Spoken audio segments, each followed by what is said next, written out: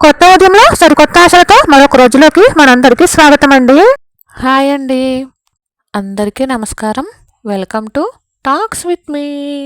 ఎలా ఉన్నారండి అందరూ? నేనైతే చాలా అంటే చాలా బాగున్నాను. మీరందరూ కూడా ఇంకా ఇంకా బాగుండాలని మనస్ఫూర్తిగా కోరుకుంటున్నాను.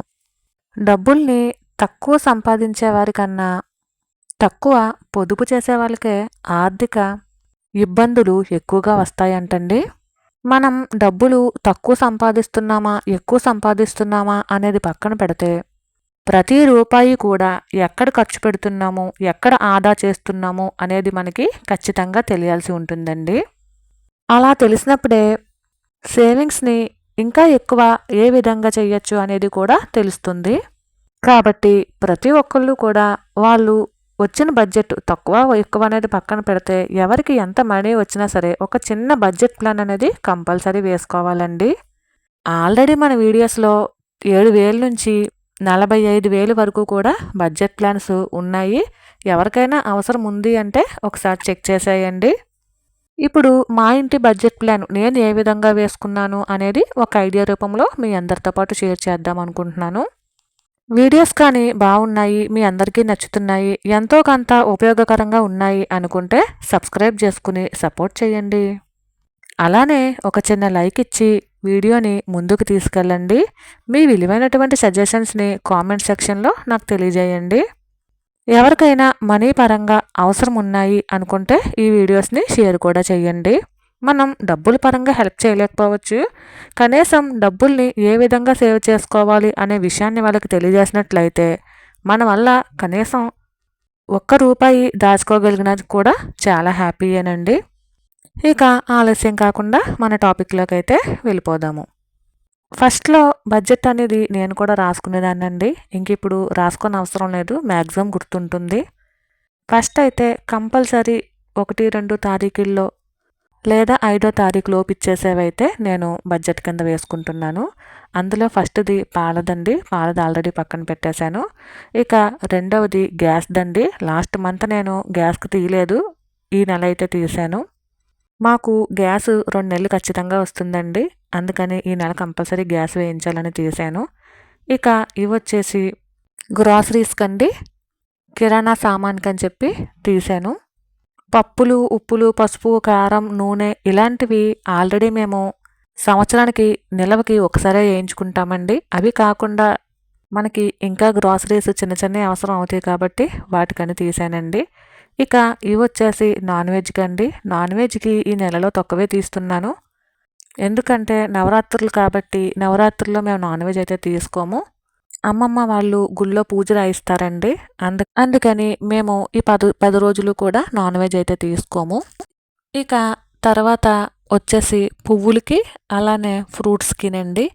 దేవుడి పటాల పువ్వులకి ఫ్రూట్స్కి కూడా ఒక 500 అయితే తీస్తున్నాను.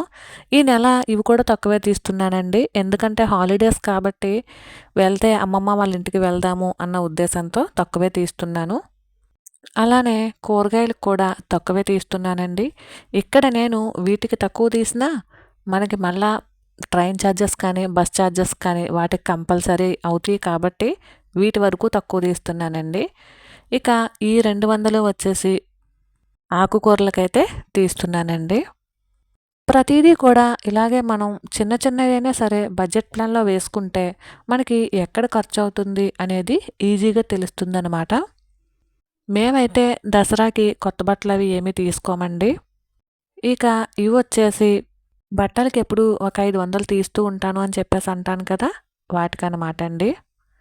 ఆల్రెడీ అత్యవసరానికి అలానే సేవింగ్స్కి ముందే తీసి పెట్టేసుకున్నాను. ఇవి ఓన్లీ ఇంటి ఖర్చులకండి నేను బడ్జెట్ వేసుకునేది. ఇక ఇవి వచ్చేసి స్కూల్ ఫీజుకండి. అంటే డిసెంబర్లో కట్టాల్సి ఉంటుంది సెకండ్ టర్ము. ఈ 2-3 నెలల నుంచి కూడా మనం పక్కన పెడితే ఒకేసారి తడుముకోకుండా ఉంటుంది అనే ఉద్దేశంతో ప్రతి నెల కూడా కొంచెం కొంచెం స్కూల్ ఫీజు అయితే తీసి పక్కన పెడుతూ ఉంటాను. ఇక ఒక ₹1000 అయితే అలాగా పక్కన పెడుతున్నానండి. ఎందుకంటే హాలిడేస్ కాబట్టి మ్యాక్సిమం ఇంట్లో ఉండడానికే ట్రై చేస్తాము. ఎక్కడికైనా ఒకవేళ వెళ్తే ఆ ఖర్చుకి ఉంటుంది అని చెప్పేసి ఇది పక్కనైతే పెడుతున్నానండి. ఒకవేళ ఊరు వెళ్ళాల్సి వచ్చినా ఏదైనా గుడికి వెళ్దాము అని చెప్పేసి అనుకున్నా, ఏదైనా పూజ చేయించడానికైనా ఉంటుంది అని చెప్పేసి తీస్తున్నానండి. ఎందుకంటే మనం ముందుగానే ప్రిపేర్ అయ్యి ఉండాల్సి ఉంటుంది. అలాగే ఇవి కరెంట్ బిల్లుకండి. ఇలా మొత్తం మీద ఒక బడ్జెట్ అనేది ప్రతి ఒక్కళ్ళు కూడా వేసుకుంటే మనకి ఎక్కడెక్కడ మనీ ఖర్చు అవుతుందో క్లియర్గా తెలుస్తుంది. ఇంకా ఇందులో ఏమన్నా మిగిల్చగలనా అనేది మీకు నెలాఖరున మళ్ళీ మరొక వీడియో పోస్ట్ చేస్తాను. రెంట్, అలానే ఫోన్ రీఛార్జ్, నెల నెలా కట్టే గోల్డ్ స్కీమ్ కానీ లేదంటే పోస్ట్ ఆఫీస్ కానీ ఇలాంటివన్నీ కూడా మా వారు చూసుకుంటారండి. ఎందుకంటే అవన్నీ ఆన్లైన్ పేమెంట్స్. ఇంకా నేను చీటీ ఒకటి కడతానండి. అది ఆల్మోస్ట్ ఈ నెలతో అయిపోవచ్చుంది. అది ఎంతొచ్చింది ఏంటి అనేది మీకు మరొక వీడియోలో పోస్ట్ చేస్తానండి. ఇవన్నీ కూడా ఇప్పుడు 1వ తారీఖు నుంచి 10వ తారీఖు లోపు మనం ఇచ్చేయాల్సినవండి. అంటే పాలకి కానీ లేదా కరెంటు బిల్లు కానీ స్కూల్ ఫీజులు కానీ ఇలా మనం 1వ తారీఖు నుంచి 5వ తారీఖు లోపు ఏమైతే ఇచ్చేస్తామో అవన్నీ ఒక జిప్లో పెడుతున్నాను. రెండో జిప్లో వచ్చేసి మనం కొంచెం కంగారు లేదు, నిదానంగా వెళ్ళి తెచ్చుకోవచ్చు అనేటువంటివి ఉంటాయి కదా. అంటే గ్రాసరీస్ కానీ కూరగాయలు కానీ ఫ్రూట్స్ కానీ ఇలాంటివి అవన్నీ కూడా ఈ జిప్లో పెడుతున్నానండి. ఇక ఇవి వచ్చి లాస్ట్ మంత్ సేవింగ్స్ అనుకుంటా, ఇందులోనే ఉండిపోయాయి, నేను తీయలేదండి అవి. ఇంకా ఇవి వచ్చేసి గ్రాసరీస్కి సంబంధించినటువంటి మనీ, అలానే కూరగాయలు ఫ్రూట్స్ స్నాక్స్. ఇందులోనే బస్ ఛార్జెస్కి పెట్టాను, ఊరు వెళ్ళాల్సి వస్తే ఒకవేళ. ఇలా ఇవన్నీ కూడా కొంచెం మనం లేట్గా అంటే మనకు అవసరమైనప్పుడు తెచ్చుకునేటట్టు ఉండడానికని చెప్పేసి ఈ జిప్లో అయితే పెట్టుకున్నానండి. ఇక ఈ 1000 రూపాయలు ఎందుకైనా ఉంటాయి అని చెప్పి తీశాను కదా, అవి సేవింగ్స్లోకే వేసేస్తున్నాను.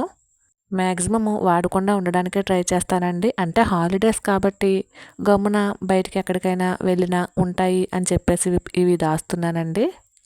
లేదంటే ప్రతిసారి కూడా కనీసం 2000 అయినా సరే ముందే సేవింగ్స్ తీసేసి మిగిలిన వాటితోనే బడ్జెట్ వేస్తాను. ఈసారి సేవింగ్స్కి 1000 రూపాయలే తీసానండి. ప్రతిదీ కూడా మనం ఒక లెక్క వేసుకోవాల్సి వస్తుంది కాబట్టి మళ్ళీ మనం హాలిడేస్ మూలని బయటకి ఎక్కడికైనా వెళ్తే ఒకవేళ సేవింగ్స్లోంచి తీయటం నాకు ఇష్టం లేదండి. అందుకే విడిగా పక్కన పెట్టాను. మ్యాక్సిమము సేవింగ్స్లోంచి సాధారణంగా తీయకూడదని అనుకుంటాను. కానీ ఒక్కొక్కసారి ఎక్కువ కూడా ఖర్చు అవ్వచ్చు కదా, చెప్పలేము. కాబట్టి 1000 రూపాయలే ఈ నెలకి సేవింగ్స్ అయితే వేశానండి. ఎందుకంటే హాలిడేస్ వస్తే కొంచెం ఖర్చు ఎక్కువే అవుతుంది. మనం వేరే ఊరికి వెళ్ళాల్సి వచ్చినా లేదా మన ఇంటికి బంధువులు ఎవరైనా వచ్చినా, మనం పిల్లలతో బయటకి ఎక్కడికైనా వెళ్ళినా అవసరం ఉంటాయి అనే ఉద్దేశంతో ఈ నెల సేవింగ్స్ తక్కువే అని చెప్పచ్చండి. ప్రతిదీ మన పర్సులోంచే ఖర్చు పెట్టాలి కాబట్టి అన్నీ లెక్క వేసుకోవాలి. ఇలా అన్నిటినీ కూడా లెక్కలు వేసుకోవాల్సి ఉంటుంది. ప్రతి నెల బడ్జెట్ కూడా ఒకే విధంగా ఉండదండి. ఒక్కొక్కసారి హెచ్చుతగ్గులు కంపల్సరీ వస్తూనే ఉంటాయి. కాబట్టి ప్రతి నెల కూడా మనం బడ్జెట్ అనేది ముందే వేసుకుంటే ఆ హెచ్చుతగ్గులు అనేవి మనకే తెలుస్తాయి. మరైతే ఇదేనండి ఇవాల్టి వీడియో. ఈ వీడియో కనుక మీ అందరికీ నచ్చినట్లయితే please like, share and subscribe. మరైతే ఉంటాను. Thank you for watching. Bye.